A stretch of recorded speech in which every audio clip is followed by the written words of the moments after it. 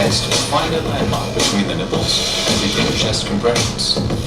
Compression should be 1.5 to 2 inches deep at a rate of 100 per minute. Hi, my name is Dr. Struckhoff, and in this DVD, I'll be giving you the techniques for giving basic life support. It's important at this stage of your career to already be competent with these skills, and you know, it's always nice to be able to show off in front of the friends and family. Why not try roaming the streets of Brighton on a Wednesday night? You'll be sure to find 1 or 2 passed out students. The more practice, the better. Now, let's imagine this patient here has just collapsed. First things first, you need to check the surrounding area for danger. Sure, right now, we're in a safe environment, but you never know when you might find yourself out in the wild with bears and tigers to deal with, or in some smackhead's house with dirty needles sticking out the floor. It's important to be vigilant.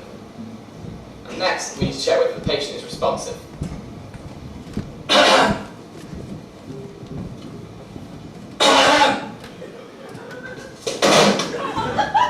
Doesn't look like it. And now we're ready to move on to CPR. And for this, I like to remember the acronym A, B, C, D. First, A.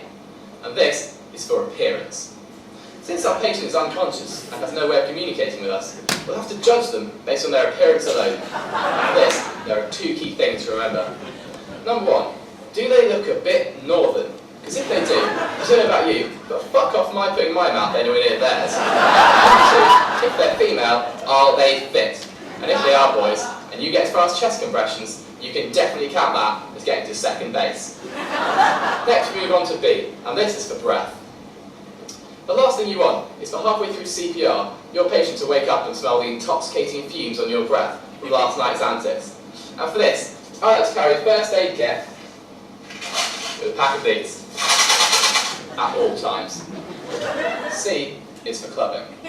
We look for signs of clubbing in the hands. Unfortunately, this patient doesn't have any hands, but here are the sort of things you'd be looking for.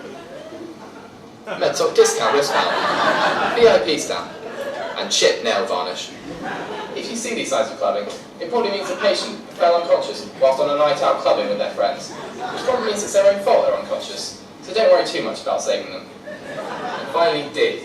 This is for don't forget to make a scene. As you may know, CPR doesn't really work. The reason we do it is to make sure people know that we're doctors, even when we're not at work. This ensures those less neurologically endowed laymen don't get the impression that they're as good as us. They're not. I think now we're ready for rescue breaths. Oh, this one looks like a bit of a pikey. I better take some extra safety precautions.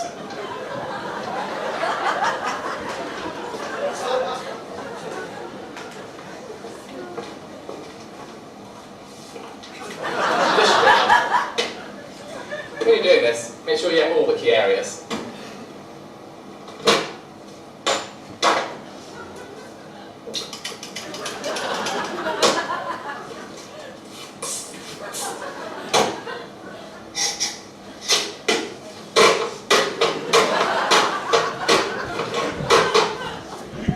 Now give 2 large rescue breaths, one after another.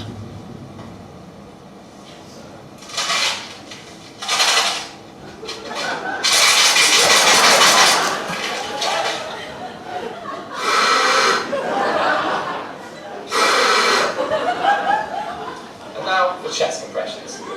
Some of you may have heard it's useful to hum along to a little tune in order to keep time whilst doing this. But remember, be respectful, and always use music appropriate to the situation. Here's one that I use.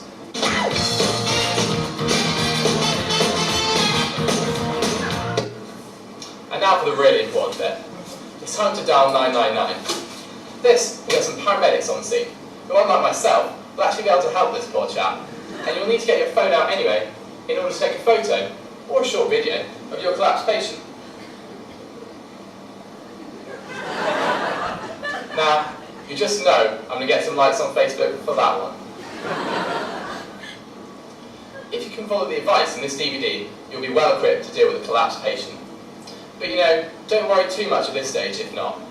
If you do see a collapsed patient and you don't really fancy it, you could always just walk on by. I mean, who's going to tell anyone? He's certainly not. That concludes this DVD. It's goodbye from me, and goodbye for him.